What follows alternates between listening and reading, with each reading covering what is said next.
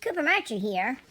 You may not be aware of this, but it doesn't matter where in the world you are, any pilot wanting a job with a commercial airline needs to speak English.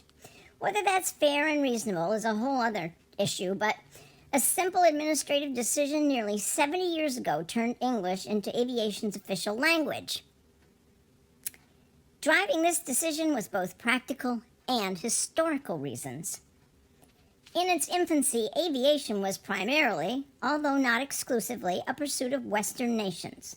In these places, English was already commonly spoken and understood.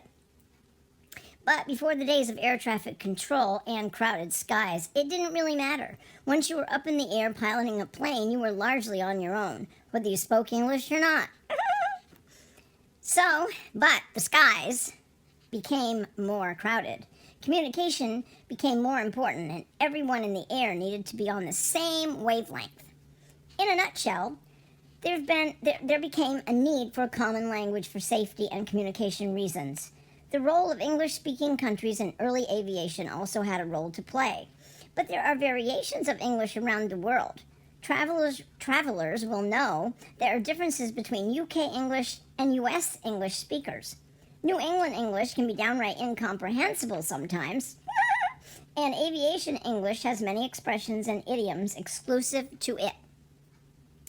The emergency term Mayday dates back to the Roman Republic when it referenced celebrations around the Roman goddess of flowers. Over the centuries, the nature and meaning of the word changed. Of course, in aviation English, it's an emergency distress term, the most serious term you can use in an aircraft. In aviation infancy, the initial preference was towards SOS, but by the 1920s, there was a bit of aircraft activity between England and France, and there were some communication misunderstandings when it came to SOS. These days, the International Civil Aviation Organization requires all pilots who want to fly planes big enough to roll through controlled airspace to speak a minimum standard of English and understand aviation English. Before pilots get their license, they must undergo formal language proficiency assessments. The result is noted and attached as an endorsement on their professional licenses. Aviation English and its universal application across the industry is one reason why it's so safe to fly, and accidents are so rare. Human error causes most accidents involving aircraft. Clear and understandable communications are one way to minimize accidents occurring in the airline industry.